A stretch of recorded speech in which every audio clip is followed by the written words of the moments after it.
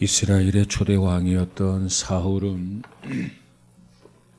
베냐민 지파의 후손이며 기스의 아들로 부유한 가문에서 태어났습니다.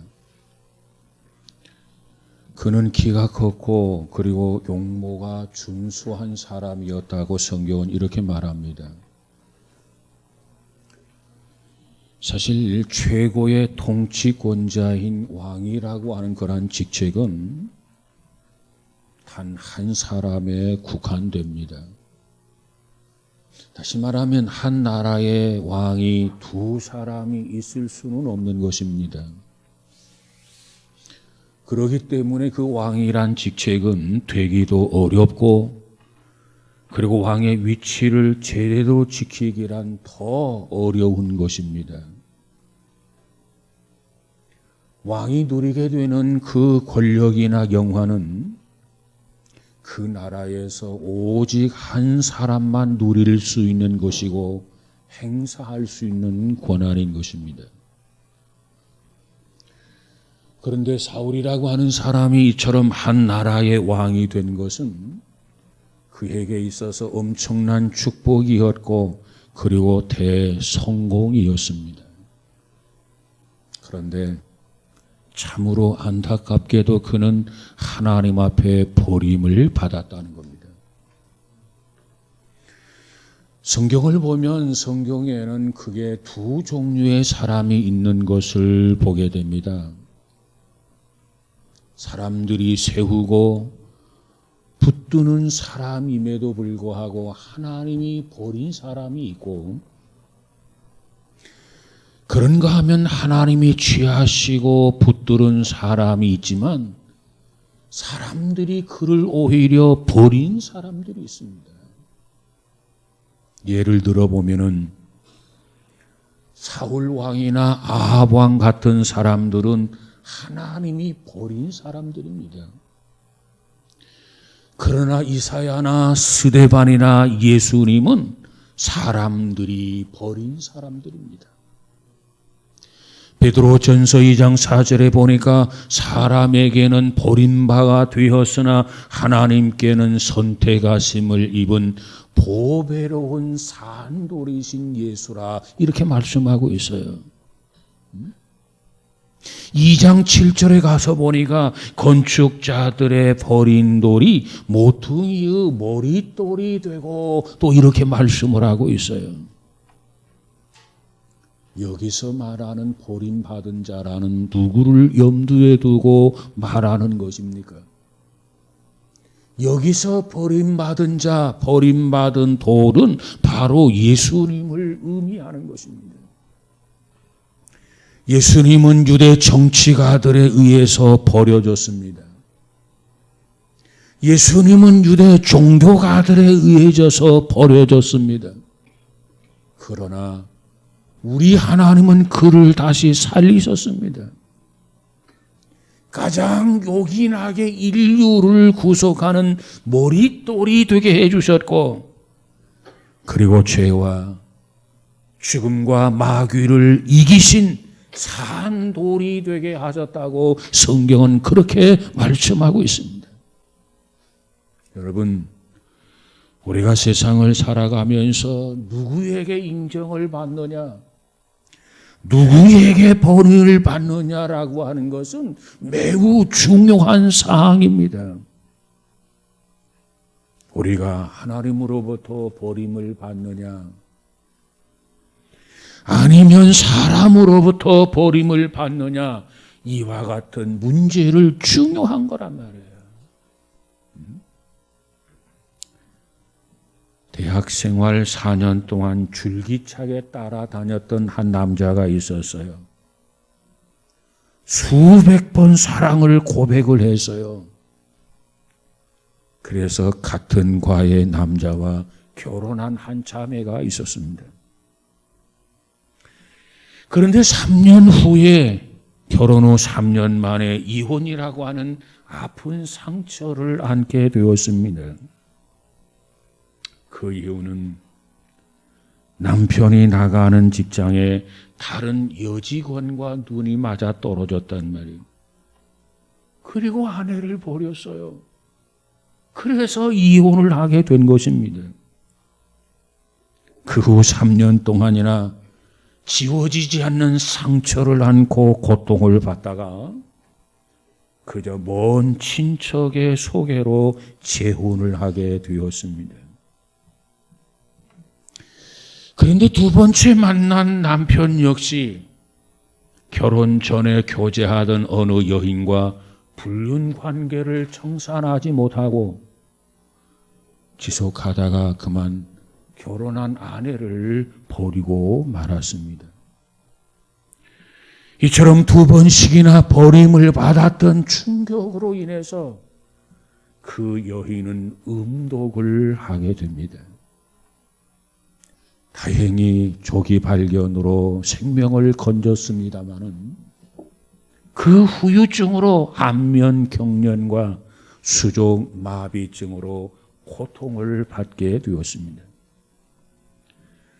그래서 그녀가 병원에 입원해서 병상에 누워 있었을 때 그녀는 그 병상에서 주님을 영접하게 됩니다. 입원했던 병원 병실 복도에서 성가대가 부르는 찬송 소리에 그녀는 빛을 찾게 되었습니다. 그 찬송은 바로 이러한 찬송이었어요.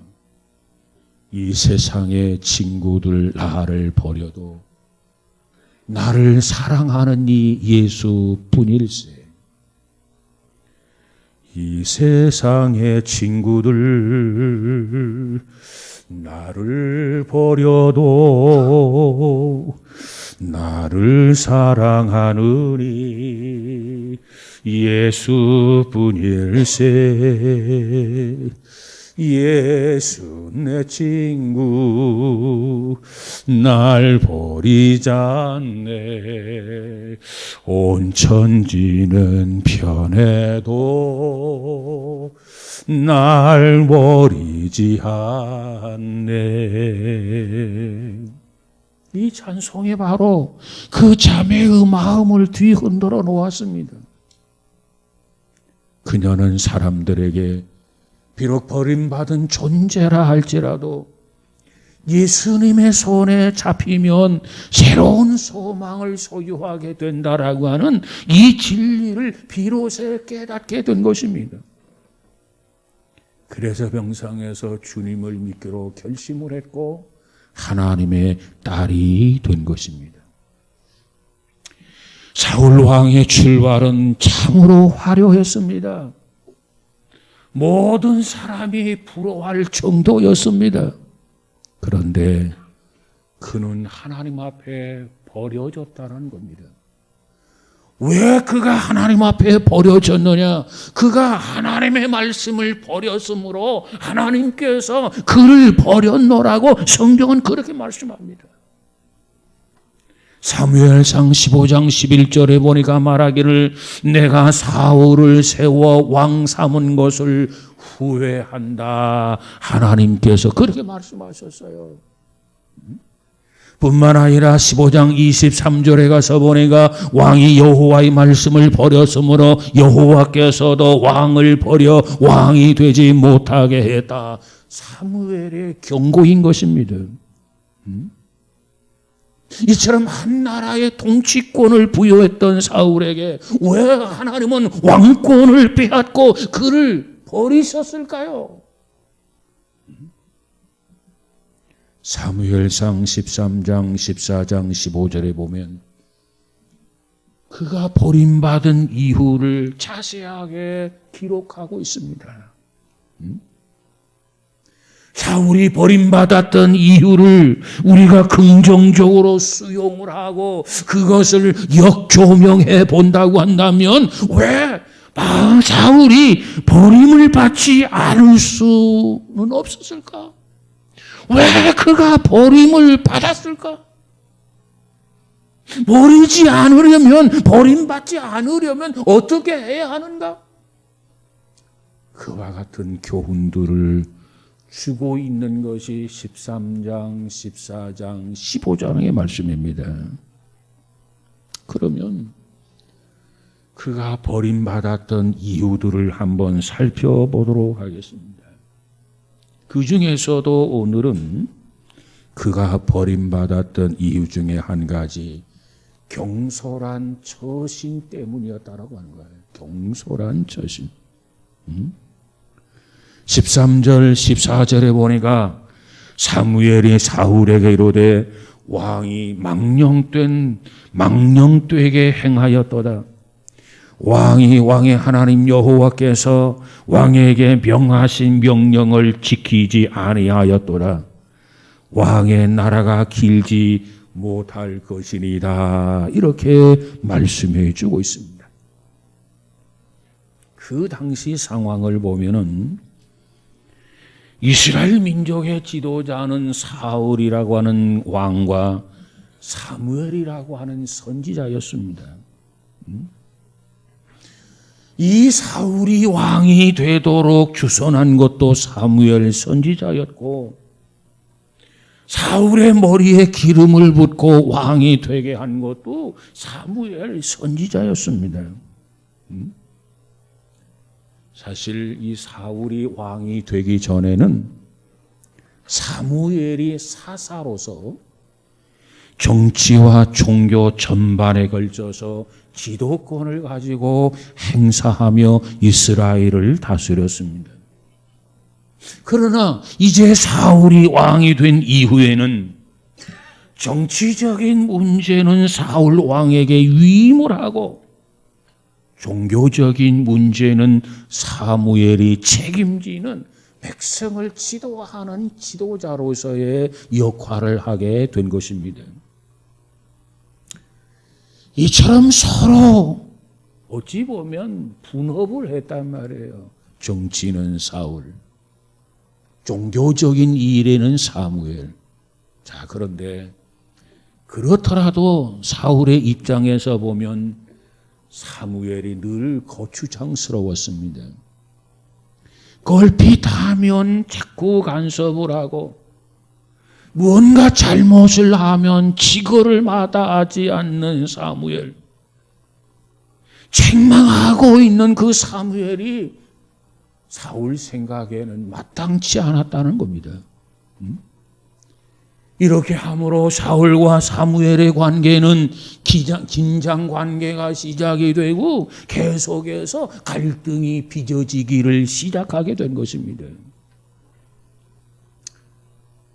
사울에게 있어서의 잘못은 자신과 사무엘을 동등한 지도자로 보았다고 하는 것, 이것이 바로 사울의 잘못이었습니다. 사무엘은 누굽니까? 하나님의 사람입니다.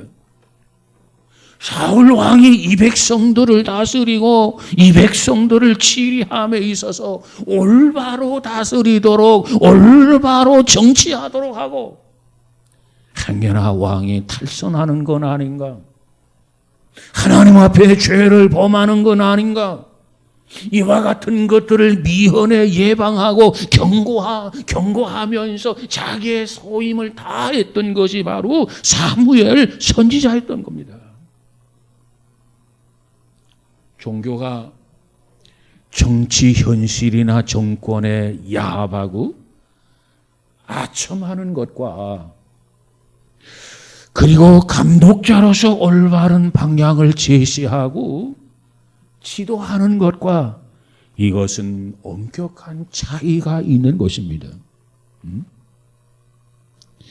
그런데 이 사울에게 있어서 사무엘 선지자의 충원이나 직언은 하나님의 소리였음에도 불구하고 저는 그 소리를 거역하고 외면을 했다라고 하는 겁니다.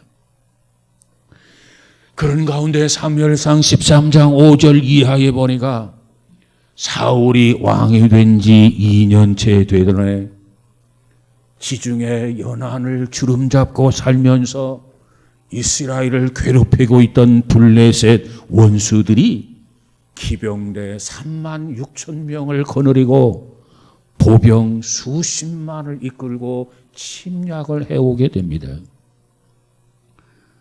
이때 전세가 위급해지자 사울 왕이 직접 병사들을 거느리고 출정을 하게 됩니다.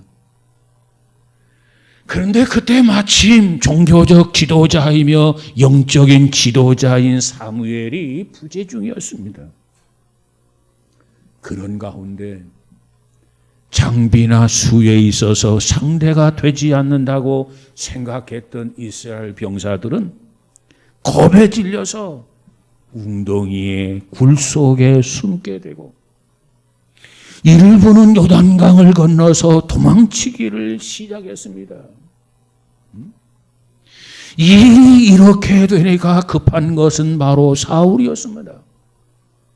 병사들이 흩어지거나 도망쳐서 숫자가 더 줄어들기 전에 출전해야 된다. 이렇게 생각한 사울은 자기 자신이 직접 제사를 집전해서 하나님 앞에 번제를 드렸다라고 하는 겁니다. 이와 같은 사울의 처신에는 몇 가지 이 잘못을 저지르게 된 것입니다.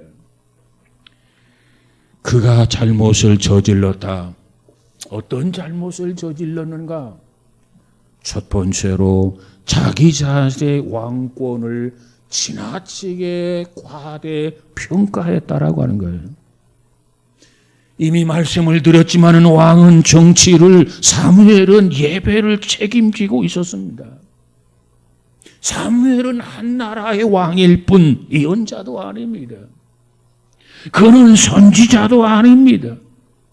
그렇다고 그는 제사장도 아니었습니다. 그런데 그가 생각하기를 왕이라고 한다면 무엇이든지 다 할 수 있다고 착각을 하게 되었다는 거예요. 그래서 그가 뭐라고 말합니까? 번제의 제물과 화목제의 제물 모두 다 이리 가져오라고 명령을 하고 그 제물을 가지고 자기가 직접 하나님 앞에 제사를 드리고 말았어요. 내가 이 나라의 왕인데 내가 못할 것이 무엇인가? 내가 하면 하는 거지 뭐. 이런 생각을 가지고 월권을 행했다라고 하는 겁니다.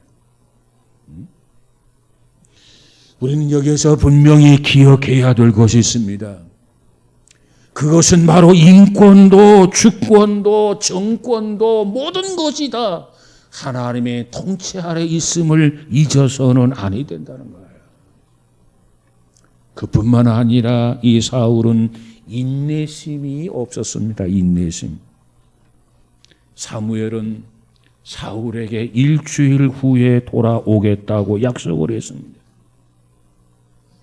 그런데 13장 8절에 가서 보니까 정한 기한대로 이레를 지나려도 사무엘이 길갈로 오지 아니하매 그래서요.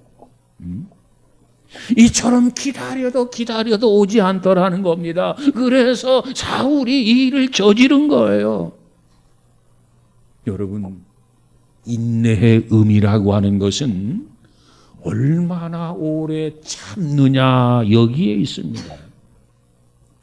순간적인 인내는 누구나 다 할 수 있어요. 잠깐의 인내는 너나 나나 모두가 할 수 있단 말이에요. 문제는 끝까지 기다리고 끝까지 참는 거, 끝까지 인내하는 거, 이것은 용이한 일이 결코 아니에요.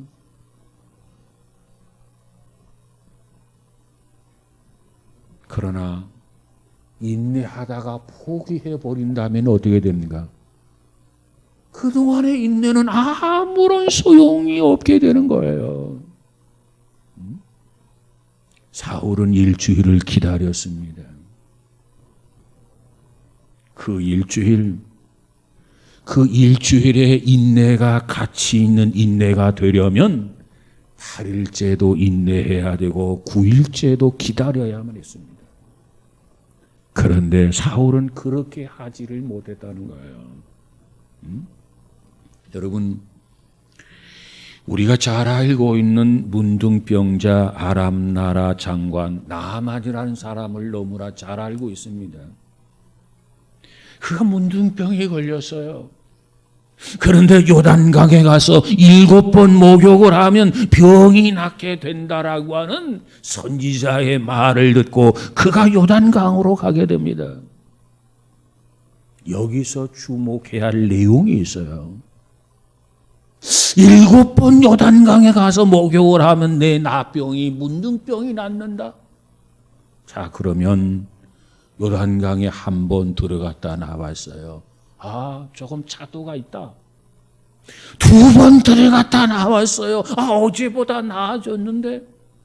3번, 4번, 5번, 6번 들어갔다 나왔어요. 이제 많이 나아졌다. 이제 내일 하루만 들어갔다 나오면 정말 완전하게 치유될 것 같아. 그것이 아니었다라고 하는 겁니다. 5번, 6번 목욕을 했지만 문둥병은 하나도 변하지 않았습니다. 하나도 달라지지 않았어요. 조금도 회복되지 않았어요. 그대로 그 모양으로 그 상태로 있었다는 겁니다. 어찌 보면 내가 7번 가운데 6번 목욕을 했는데 달라진 것 없는 거 보니까 내일 7번째 들어갔다 나와도 소용이 없겠다. 글렀다. 포기하자. 돌아가자. 그럴 수 있지 않겠습니까? 그런데 7번까지 목욕을 하고 나옵니다. 그런데 달라졌어요. 완전히 치유가 되어졌어요. 완전히 회복이 되어졌어요. 여러분, 그 역시 끝까지 인내하지 않았더라면 어떻게 되었을까요? 6번 목욕한 것이 소용이 없어지는 것이 아니겠습니까? 그러므로 인내는 끝까지 해야 됩니다. 끝까지 참아야 합니다. 끝까지 견디어야 합니다. 그래서 어느 민족보다도 많은 고난과 역경을 당했던 이 민족 히브리인들을 향해서 주신 말씀 마태복음과 히브리서에서는 뭐라고 말합니까? 끝까지 견디어야 구원을 얻는다 그랬어요. 사울은 끝까지 견디지를 못했어요. 그 다음 3번째로 책임을 전가했다는 겁니다. 13장 11절에 가서 보니까 블레셋은 쳐들어오고 백성들은 흩어지고 당신은 오겠다는 날에 오지 않았기 때문에 내가 할 수 없이 하나님 앞에 번제를 드렸다 그래서요. 이 말의 의미가 뭡니까? 만약에 당신이 약속한 그날 제때에 오기만 했다면 내가 이런 잘못을 저지르지 않았을 것이고, 그러니까 이 모든 것은 당신의 책임이요, 이 말 아니겠습니까? 그런데 주경학자, 유명한 주경학자 에델 굴트라고 하는 사람이 계시는데 그는 이렇게 말합니다.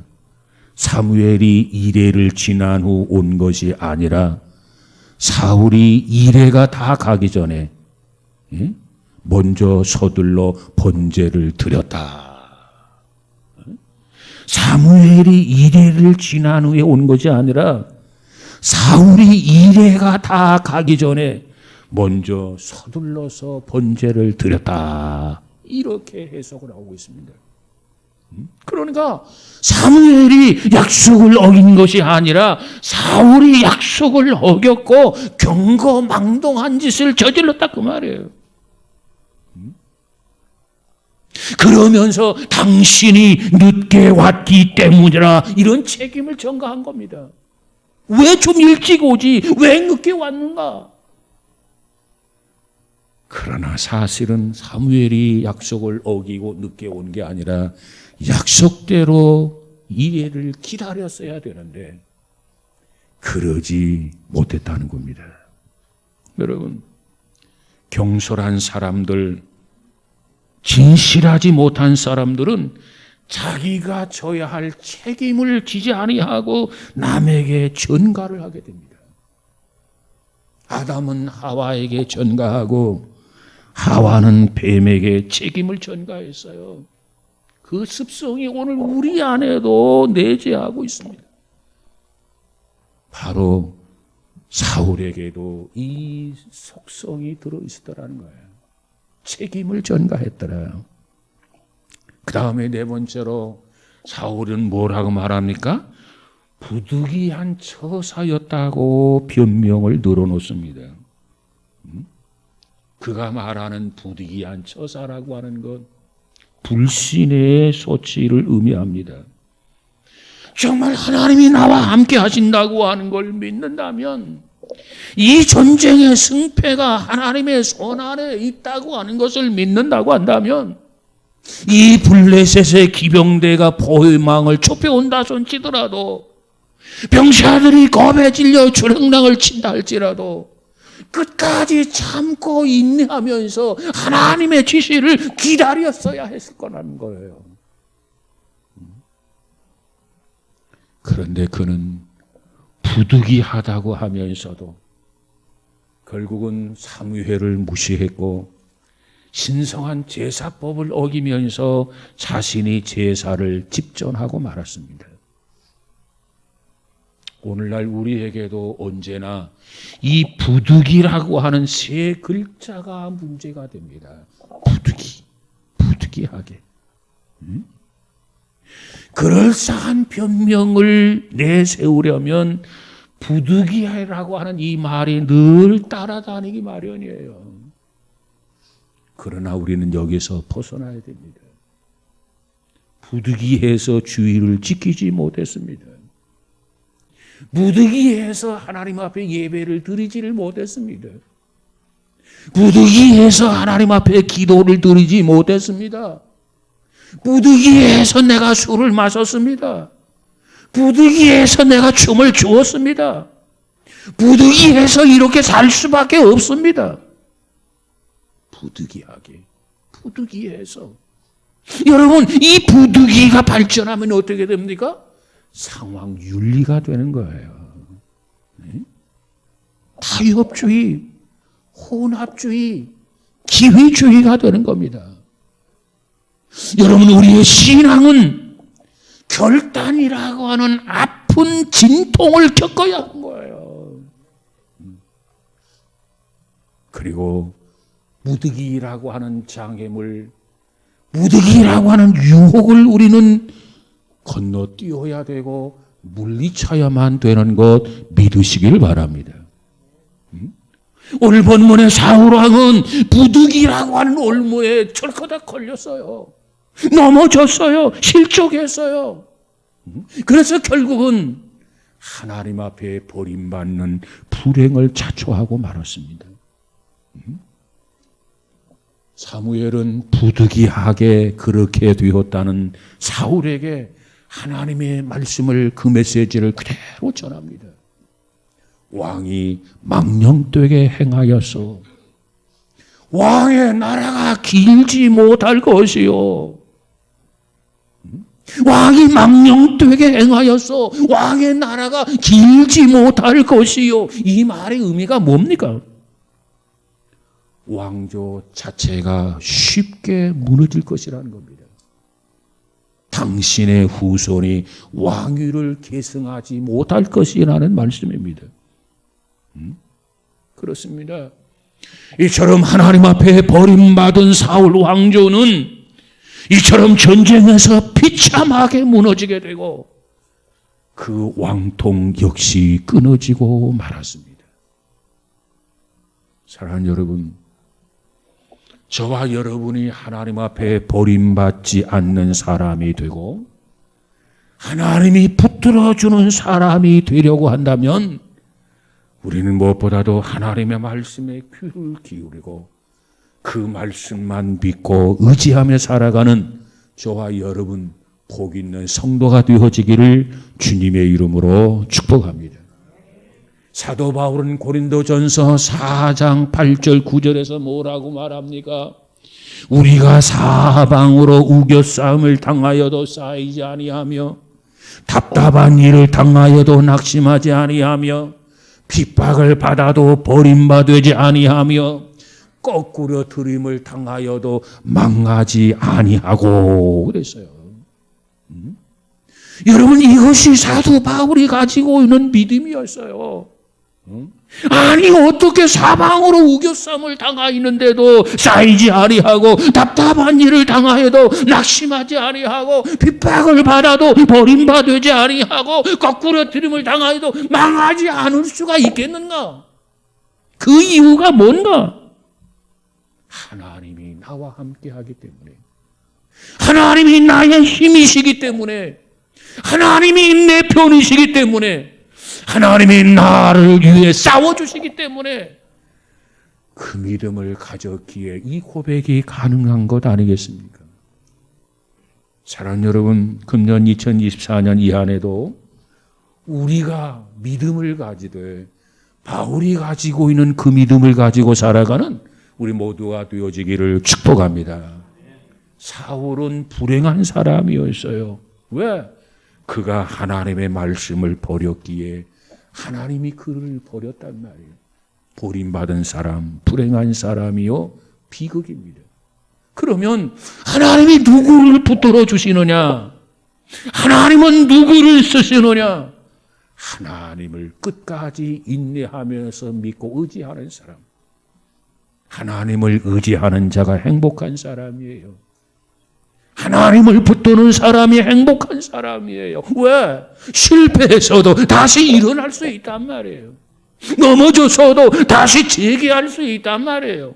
다시 기회가 부여된단 말이에요. 여러분, 금년 한 해 동안 우리 모두는 하나님 앞에 버림받지 않도록 하나님을 외면하거나 거역하지 마십시다.